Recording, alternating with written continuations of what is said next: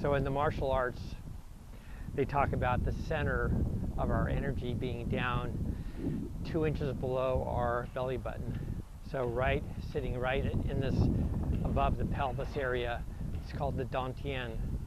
So this dantian, in martial arts, they conceive of it as this ball of energy, and depending on how well we are at our sport, this ball can be very small, like a golf ball, if you will, like a tennis ball if you're getting better at drawing up this energy, or maybe even slightly a little smaller than a basketball if you have tremendous amount of energy gathered up into this center that you're now going to express into the upper body and torso.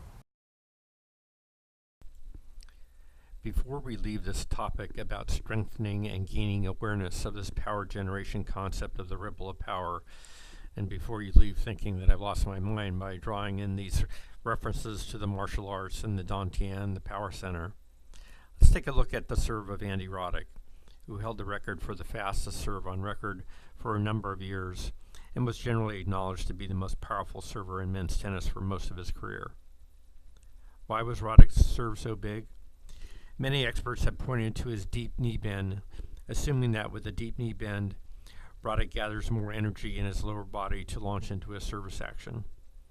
The deep knee bend is important, but many servers have a deep knee bend and never produce the type of serve power that Roddick did.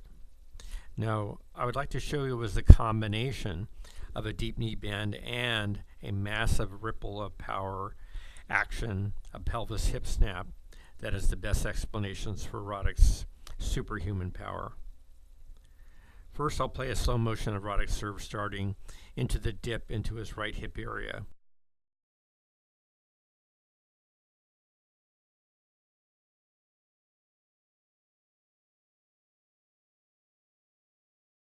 Again, we talked about this dip on Steph Curry's long distance basketball shot and Roger Federer's forehand. We see the knees flex or bend deeper as this energy is drawn down into the right hip. With this compressed energy foundation, Roddick can explode up, first straightening his knees and beginning to straighten his lower body. Then we see this vertical rising energy from the legs directly and smoothly transmitted to a tremendous pelvis hip snap.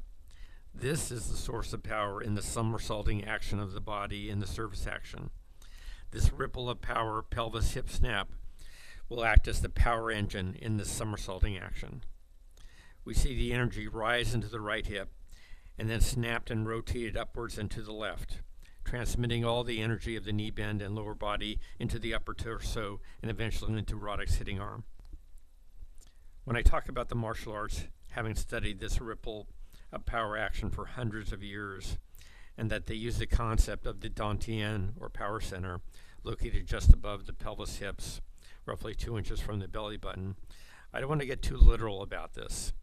I said in Tennis Reach, we need clear and accurate mental models before we can practice with awareness and improve our technique. So no one can take an x-ray to see the dantian, this ball of energy sitting above our pelvis and hips. But I do think it gives us a generally accurate mental model of the interior process of the kinetic chain. There is no question that the tremendous energy and force is drawn up from the lower body and into the upper torso and the hitting arm in all sports, whether it's golf, baseball, or tennis. As they say in the martial arts, there is a pathway or course to follow as the energy moves up our body and into our swing or strokes.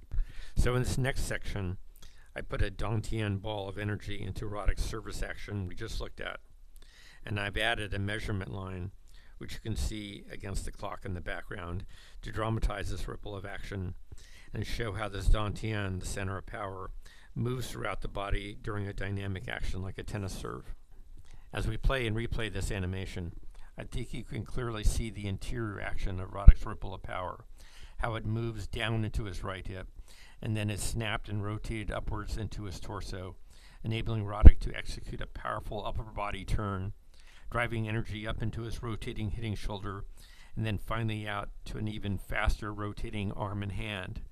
Eventually, all this ripple of power of energy is gathered into a single moment of leveraged contact, all of which enabled Roddick to generate the world's fastest serve at 155 miles an hour. Do you want more power on your ground strokes and serve? Well, start building your mental model of this ripple of power and start gaining an awareness of the energy flow as you practice. This isn't just about mimicking the external form or model of a Steph Curry, Roger Federer, or Andy Roddick. It's about internalizing that model into a real feel for how this works. So good luck, and let the force be with you.